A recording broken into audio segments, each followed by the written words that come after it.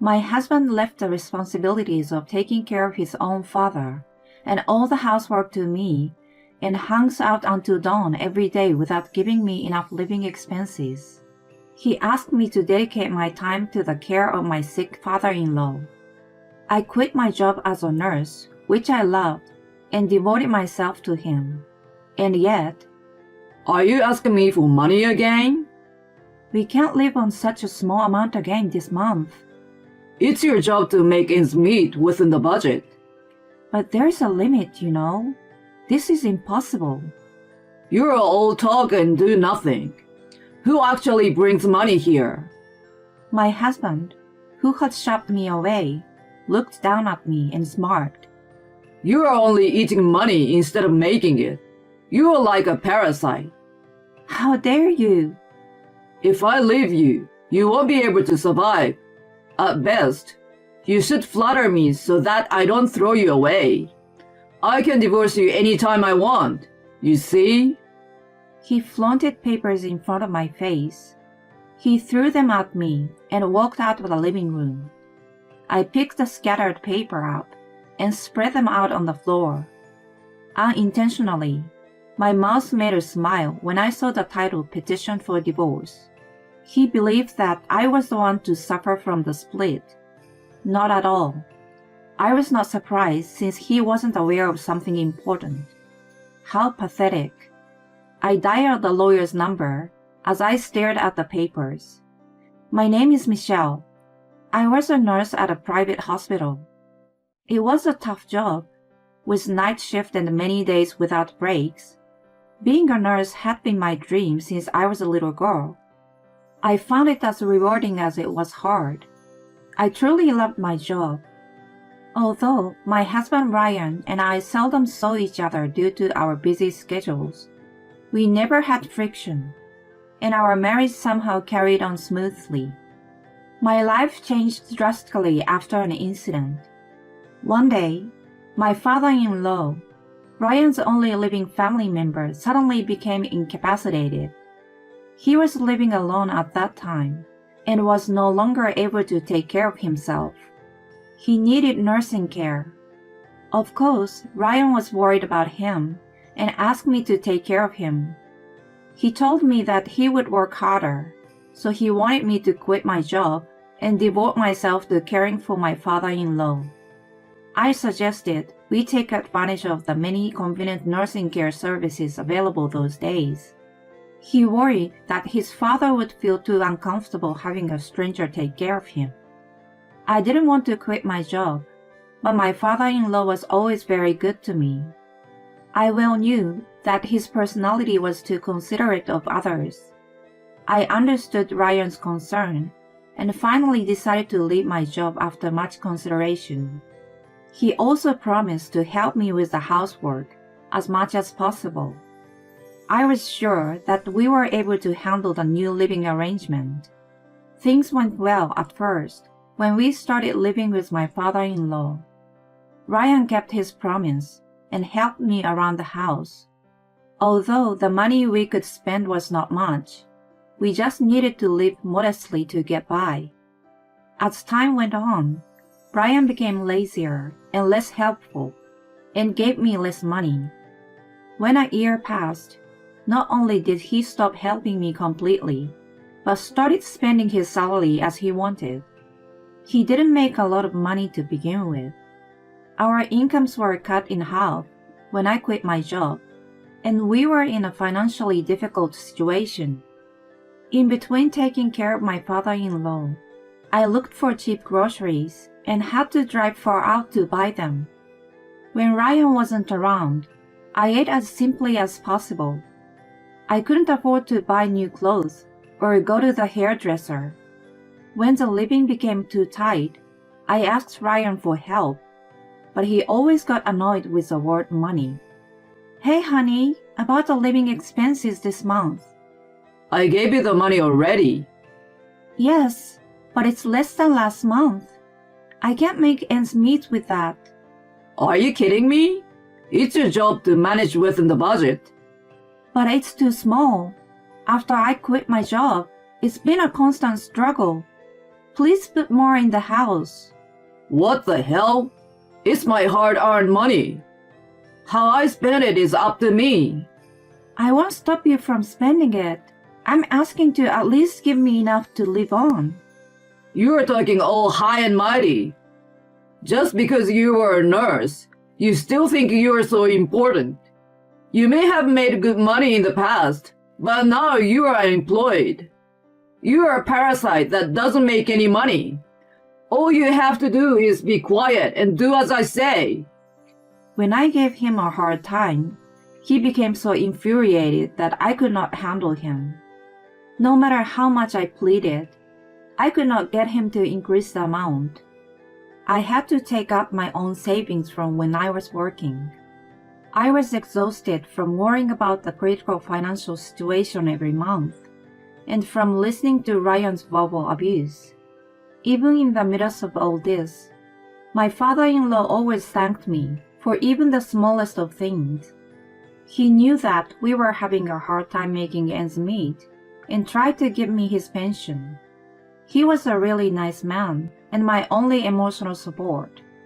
Ryan's attitude and life, in general, were difficult to handle, but I enjoyed spending time with my father-in-law. I thought that if he was there for me, I was going to do my best. However, my only happiness was easily taken away. Nearly 2 years after I began caring for him, he suddenly passed away. That day, I was at the supermarket a little farther away because there was a special sale. I had gone out in the morning. I was worried about him, but he was doing well and even told me not to worry with a smile. I went out with peace of mind. While I was out, he collapsed and never came back. I was devastated that I blamed myself many times for leaving him. I regretted it over and over again, and no matter how much I cried, my tears never dried up. I couldn't dwell on my grief forever. It was time to prepare for his funeral. Ryan had served as a chief mourner, but only in public. He had forced me to do almost all of the preparations. It was the funeral of my father-in-law, who had been a great help to me. I would have rather done it all myself than had Ryan do the wrong thing. I did as I was told and made all the arrangements. Since it was a sudden event, nothing had been prepared in advance. I devoted every waking moment to it. I was so busy that my head felt like spinning. It helped me to snap out of the depression, so it was good for me after all. It would be a lie to say that I was not irritated by Ryan, who yelled at me, and when he was satisfied, he watched the TV without helping me. I still tried to do my best for my father-in-law. The attendees, however, expressed their sympathy for Ryan. No wonder. They didn't know our internal affairs, but I was at my limit. It was so sudden. It must have been hard to prepare. No, this is nothing. Just before he passed away, he required nursing care, wasn't he? You took really good care of him. He's my father who raised me, so I didn't think it was hard. With such a fine son, I'm sure he will be able to go to heaven in peace. I hope so too. I'm sure he appreciates you all for coming today. Thank you. Ryan wore a fake smile and chatted with attendees in a friendly manner. The details of the conversation made me sick, and I had the urge to start cursing him out. He did absolutely nothing to prepare for the funeral or to take care of his father. There were days when he didn't even try to check on him. I couldn't forget how sad his father looked when he kept coming home late at night and didn't exchange a single word with him for days. And yet, the moment he was gone, Ryan acted like a good son. I couldn't help but feel disgusted. Once I got the feeling of dislike for him, it was very difficult to erase it. Even after the funeral, I couldn't get rid of the distaste. Since my father-in-law was gone, there was no need to continue living with him. Divorce. The word crossed my mind. I pondered if it was the right thing to do, I was still in doubt, but my revulsion for him was growing day by day, and it never disappeared. I was still procrastinating on what to do. I couldn't make up my mind, even though I was feeling the limits of my married life. It was just out of habit that kept me going through each day as before. Then something happened by chance. When I went to the local supermarket in the evening, the seasoning I wanted was out of stock. I decided to go to another one a little farther away. I bought what I wanted, and when I came out of the shop, I saw Ryan, who was supposed to be at work. I thought about calling out to him, but he was acting strangely. I decided to watch him from afar. He looked around and then disappeared into a building. There was a large sign above the door that he walked into. The name of a consumer finance company I had heard of was written on it. As soon as I saw it, my entire body went cold. It felt like I was placed in a freezer all of a sudden. I thought it was what it meant to have one's blood drained from the body. On the contrary, my mind was strangely calm and clear. Not only did he not pay me enough living expenses, but he also borrowed money without telling me. I wondered how long and how much he had been in debt. I decided to get a divorce at that moment. I couldn't live with such a man any longer. I felt my feelings for him rapidly cooling down. My feelings, which had been almost nothing, melted away like snow. That day, I waited in the living room until he came home. It was dawn when he finally showed up. "Morning, hon. You're back late." Yikes! What are you doing so early? "What's wrong if I was awake?" Nothing. What's going on? I want to go to sleep. "Of course you do. You have been hanging out until now." If you are being sarcastic, save it for another time. I'm tired from working unlike you. "Oh, right. I'm sorry. I have something important to tell you. What? Let's get a divorce." Huh? What are you saying all of a sudden? "I have been thinking about it." What the hell? You are living off me. How are you going to survive after the divorce? I mean, you don't give me enough money to live on, so a divorce won't make a difference. Right. You're an angel in white. You are a nurse. You can live without me. Is that it? If you insist so much, I will divorce you. Let's go and see a lawyer later this morning. He locked himself in the bedroom after that. He took a day off and took me to see a lawyer as he said. He signed the divorce petition and slammed it down on the desk in front of me. Thus, we were more easily separated than I had expected. Ryan kept mumbling that it was too late to regret it, but I ignored him.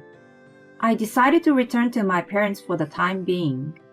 When I explained the situation to them, they offered to help me, so I took their word for it. I immediately started packing up my belongings in the house.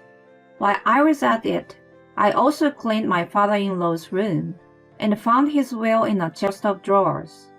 I told Ryan, who seemed more delighted than I had expected. He opened the envelope with great enthusiasm. When he finished reading it, he repeatedly mumbled it was a mistake. I peeked in from beside him, and I understood that there was nothing he had expected written on it. The will stated that the several stocks his father owned were bequeathed to me. It also enclosed a long, long letter of thanks to me. No, this is not true. Oh my God! Normally, I, the only son, inherit everything, don't I? That may be so, but the will says. You've got to be kidding me. This is ridiculous. But the will says. This is invalid. It has your father's signature on it. It was such a shock to him. He suddenly fainted and collapsed on the floor. I called an ambulance, but I felt like I was already a stranger to him, so I left the rest to the paramedics. He was taken to the hospital. I didn't think there was a need for me to wait for his return, so I packed up the rest of my belongings and left for my parents' house. Sometime later, when my life had settled down, I went to inform Ryan's relative, who had been kind to me, about the divorce. When she heard my story, she was very sympathetic and gave me a warm hug. When I had finished talking, she looked at me awkwardly, as if she was ashamed, and then she finally spoke in a hushed voice. Ryan had run up a large gambling debt behind my back. That was before we moved in with his father, and had been so since shortly after we were married. His love of gambling and his frequent trips to consumer finance companies had become a rumor in the small community. I felt ashamed that I had no idea, while other people knew and gossiped about it. I was too busy with work before moving in with my father-in-law, and afterward, I had no time for anything other than taking care of him. Moreover, Ryan had been telling people that he could pay off his debts with his father's inheritance right away. He had no doubt about it. The rumor must have reached his father from somewhere. Knowing that, he made his will. Ryan, who had been borrowing money in various places without care, relied on his inheritance. When he found out that he was getting nothing, he fainted with shock. He was released from the hospital in no time and returned home. Now he needs to pay off his debts himself and is living from hand to mouth. I, on the other hand, went back to my parents and took a break for a while. Now I am back to work as a nurse. My days are as busy as ever. I'm happy to have the work I love once again. I don't want to think about marriage for a while. Instead, I want to focus on my job and put my effort into it.